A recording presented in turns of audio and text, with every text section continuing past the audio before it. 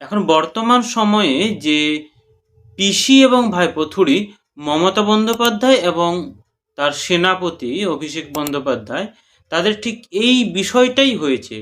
আসলে পশ্চিমবঙ্গটা তাদের মনে হয় একটা পার্সোনাল প্রপার্টি, সেই জন্য তারা ইচ্ছা করলেই ধর্মতলার মতো একটা যে যানজটপূর্ণ এলাকায় নিজেদের ধর্ণা মঞ্চ স্থাপন করতে পারেন। আবার ইচ্ছা করলে নাটকীয়ভাবে অনুরোধ করা যায় যে আপনি কিছু কথা বলে সাধারণ মানুষের উদ্দেশ্যে এই ধর্ণা মঞ্চ তুলে নিন।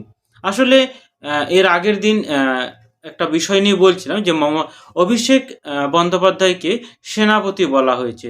আসলে আপনারা যদি এই সেনাপতি টার্মটা লক্ষ্য করেন, এটা ব্যবহৃত হতো রাজাদের আমলে, সেইখানে সেনাপতি ব্যবহার করা হয়।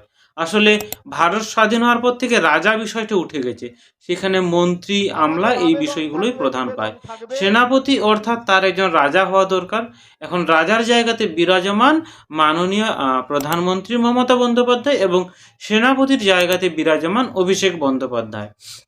হ্যাঁ, অভিষেক বন্দ্যোপাধ্যায় যথেষ্ট ভালো বক্তা, সেই নিয়ে কোনো জল্পনা কল্পনা নেই। কিন্তু বর্তমান কয়েকদিন ধরে পশ্চিমবঙ্গে এই দুটি মানুষ এত রকমভাবে নাটক দেখাচ্ছেন বা চালাচ্ছেন, তার জন্য আলাদা করে আপনাকে সিনেমা হল যেতে হবে না। সেখানে আমি একটা পর্দাতেই যে কোনো টিভির চ্যানেলে খুলবেন এই দুটো মানুষের বক্তৃতা, যেগুলো আপনাকে এন্টারটেনমেন্ট করবে। আসলে আপনি যদি লক্ষ্য করেন, রিসেন্ট কয়েকটা জায়গাতে মমতা বন্দ্যোপাধ্যায় হয়তো তার ইন্টারভিউ বা সাক্ষাৎকার দিতে গেছেন। প্রথম প্রশ্ন আমি সেই সমস্ত মানুষগুলোকে করতে চাই, এই সমস্ত ইন্টারভিউ যারা নিচ্ছেন, দেশের বর্তমান অবস্থা কী, রাজ্যের বর্তমান অবস্থা কী, এবং সেখানে মাননীয় মুখ্যমন্ত্রীর কতটা দায়ী, এই বিষয়ে কটা প্রশ্ন করা হয়েছে? একটাও না। তার পরিবর্তে কি প্রশ্ন করা হচ্ছে? সো কল্ড বুদ্ধিজীবী যদি যাদেরকে বলা হয়, আচ্ছা আপনি কি সিরিয়াল দেখেন?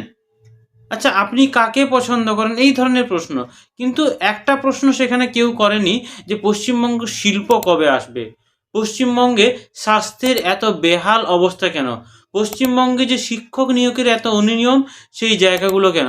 অর্থাৎ রাজার উপর কথা বললেই কিন্তু গলার থেকে ধড়টা আলাদা হয়ে যাবে, শরীর থেকে মুন্ডুটা আলাদা হয়ে যাবে। সুতরাং আপনি কিন্তু প্রশ্ন করতে পারবেন না। আপনি সেই প্রশ্নগুলোই করবেন যেগুলো তাকে ভালো লাগবে, যেগুলো তার চোখে ভালো লাগবে, যেগুলো তার কানে কটকটাবে না বা চোখে পিটপিট করবে না।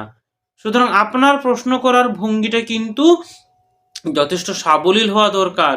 একটু যেটাকে আমাদের বাঙালি কথা তেলানো বা তেল দেওয়া বিষয়টা, অর্থাৎ তার মনোগত কথা বলুন।